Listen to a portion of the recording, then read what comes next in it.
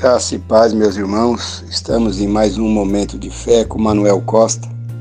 Eu quero deixar uma mensagem que está no capítulo 13 de Jeremias, especificamente o versículo 23. Pode acaso o etíope mudar a sua pele, ou o leopardo as suas manchas? Então podereis fazer o bem, estando acostumados a fazer o mal?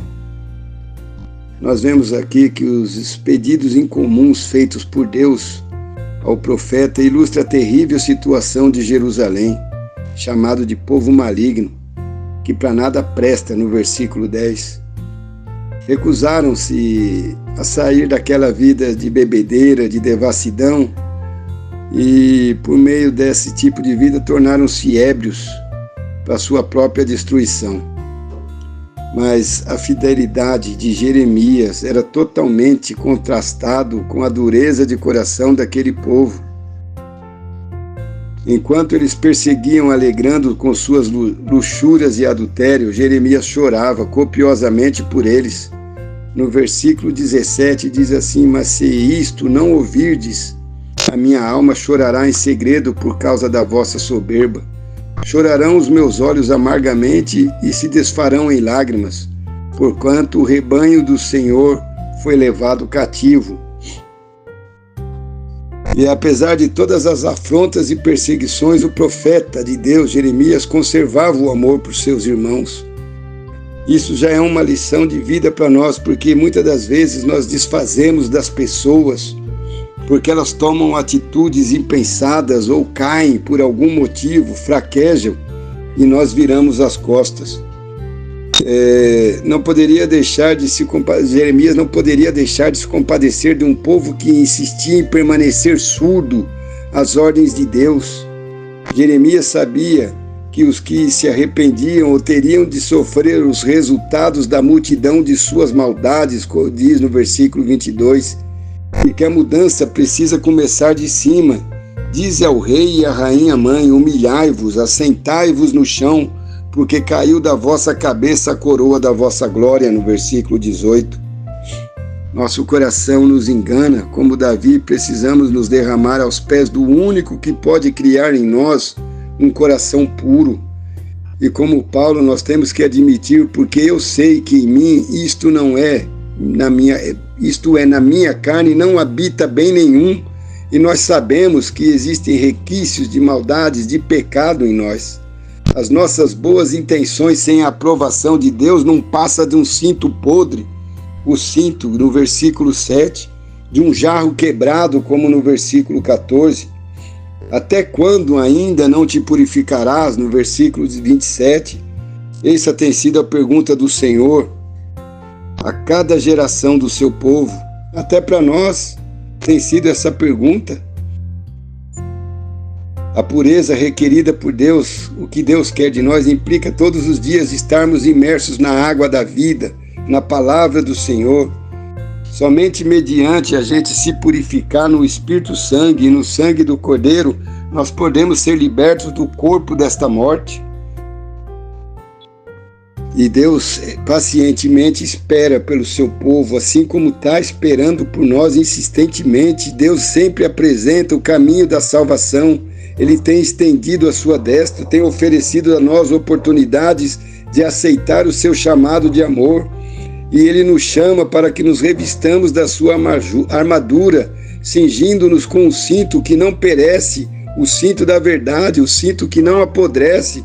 Só assim seremos libertos do mal que nos assola e vamos conhecer a verdade e sermos libertos.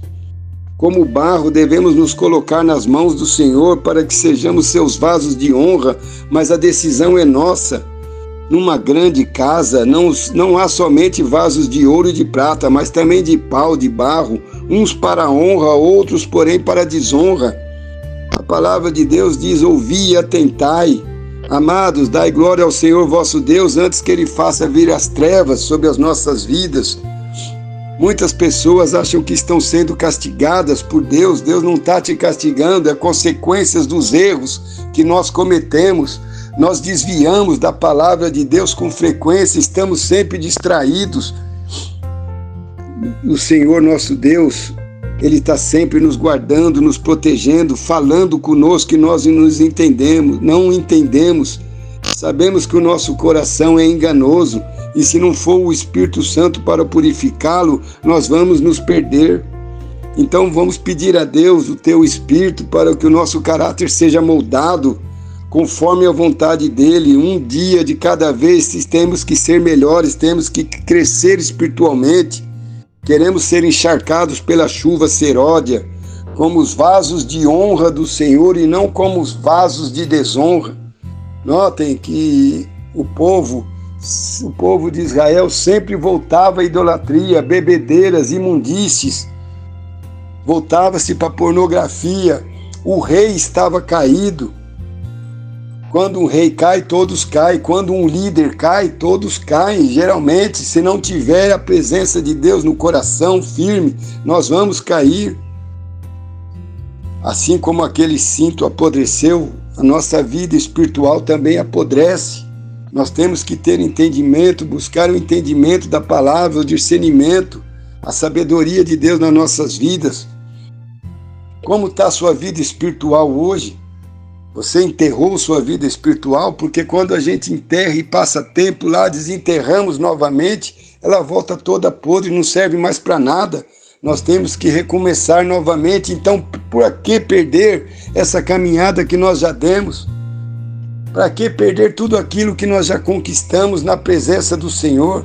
Temos que estar atentos, viver as promessas de Deus, mas para elas se cumprir, nós temos que ter um entendimento do que Deus quer para nossas vidas, qual o propósito. Nós não podemos viver como pessoas do mundo uma vida sem propósito, uma vida de forma aleatória, não. Nós temos um entendimento de que Deus, Jesus Cristo, nos salva, Ele é o nosso Salvador, é o remidor dos nossos pecados, mas nós temos princípios, deveres, nós temos que cumpri-los diante do Senhor para sermos vasos de honra.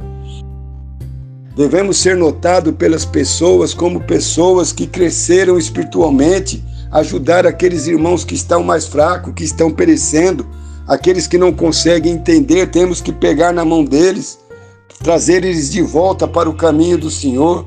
Lembre-se, nós temos que ser um cinto eterno, temos que ter o cinto eterno de Deus nas nossas vidas, não aquele cinto que apodrece. Não podemos ficar levantando e caindo como se nada tivesse acontecendo, porque as consequências dos maltratos muitas vezes destroem nossas vidas. Por que nós vemos, mesmo no meio evangélico, tantos casamentos sendo destruídos porque as pessoas não se entendem? Famílias inteiras largaram simplesmente o evangelho e cada um vivendo um tipo de vida indigna diante do Senhor. Por que muitas vezes na igreja, as igrejas estão perdidas, estão ficando vazias? Onde está a verdade do Senhor contida na tua palavra? Nós temos que estudar a palavra, buscar e entender cada vez mais. Peço a Deus que tenha misericórdia de nós e que nos cinja, que nos unja com o teu santo poder, para que possamos ter entendimento e buscar a tua palavra e viver a palavra, porque vamos para a igreja, ouvimos a palavra e às vezes saímos de lá, nem lembramos mais do que foi falado.